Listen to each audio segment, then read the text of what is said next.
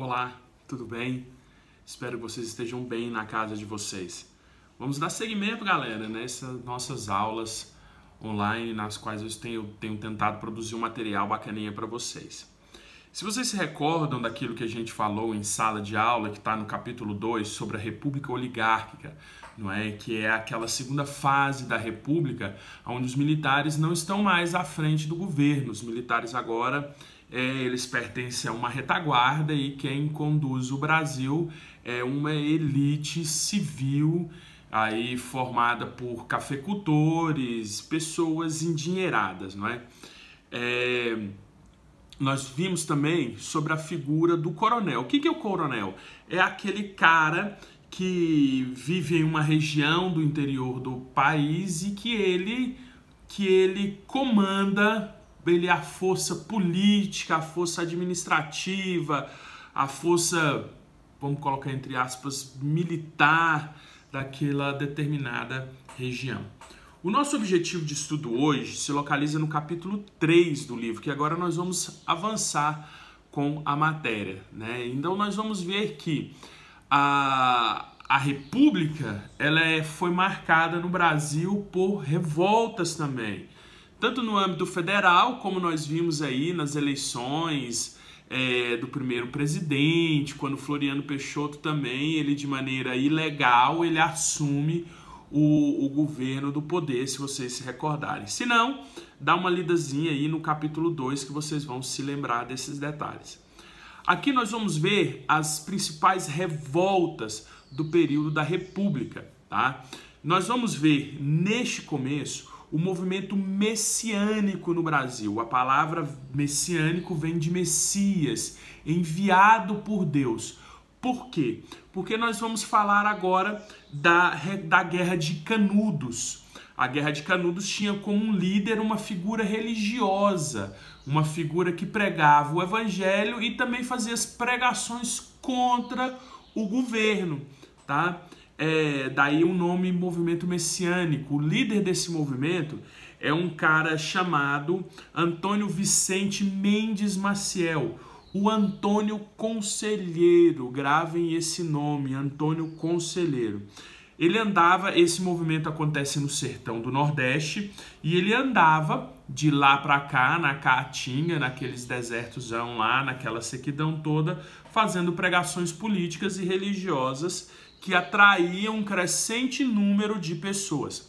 Goiás, ele vai ter um movimento messiânico, não parecido, mas um movimento messiânico, que é o movimento de Santa Dica, mas esse assunto é assunto para um outro vídeo, tá?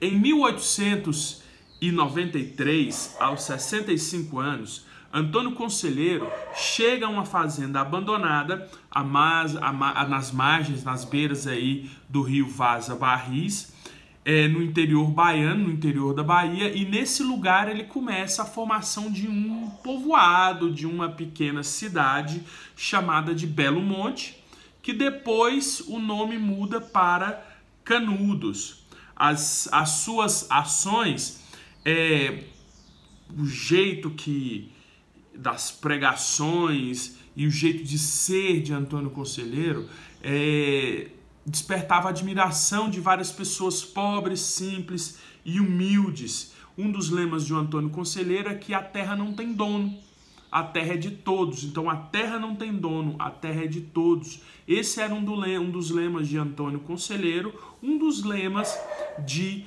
Canudos ou de Belo Monte.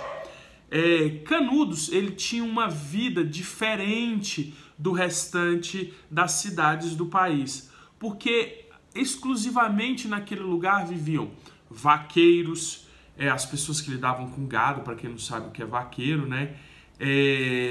Vaqueiros, mas vaqueiros que estavam sem trabalhos, ex-escravizados, pessoas pobres, pequenos proprietários de terra que tiveram suas terras usurpadas, ou seja, suas terras tomadas pelos grandes coronéis, e tentavam mulheres, claro, crianças, e esse pessoal todo que tentava escapar da opressão pela qual passavam pela qual a opressão que os coronéis exerciam sobre esse pessoal mais pobre, mais simples, mais humilde, que nós já discutimos várias vezes em várias situações dentro de sala de aula. Tá? O território de Canudos foi crescendo pouco a pouco e pirem nessa ideia aqui, ó, chegou a reunir entre 20 e 30 mil habitantes. Era uma cidade gigantesca para aquele período, era uma cidade muito grande. Claro que uma cidade próspera, formada por gente humilde, vai despertar aí os ciúmes nos poderosos, na galera que tinha grana. Os inimigos de Canudos começavam a dizer que ali viviam fanáticos e monarquistas, pessoas que queriam que a monarquia voltasse. Para muitas lideranças da Igreja Católica, o Antônio Conselheiro e aqueles que o seguiam eram fanáticos, pessoas que estavam alheias às leis da Igreja. Para os latifundiários, ou seja, para aquela galera que tinha muita terra, o movimento de Canudos representava uma ameaça, porque eles tomaram aquela terra e também eles não pagavam impostos. Várias tropas foram enviadas para Canudos para tentar derrotá-los. Várias tropas falharam. Canudos é um lugar que ficou fortificado. Até uma das grandes lideranças, um general muito temido na época, foi lá para Canudos, lutou, perdeu, teve sua cabeça cortada e enviada de volta ao presidente. Mas em um levante final aí, um cerco final a Canudos, o governo federal, no dia 5 de outubro de 1897, mandou cerca de 10 mil homens armados com metralhadoras, armados com canhões, para atacar Canudos. A grande maioria dos moradores daquela cidade morreu. Olha que nós estamos falando entre 20 e 30 mil pessoas, né? Mas eles morreram defendendo a sua comunidade numa das lutas mais sangrentas aí da história da República. A Guerra de Canudos, ela teve como ali um repórter, vamos colocar assim, teve um repórter que depois ele escreveu um livro chamado Os Sertões, e esse repórter é um dos grandes nomes da literatura brasileira, que é o Euclides da Cunha.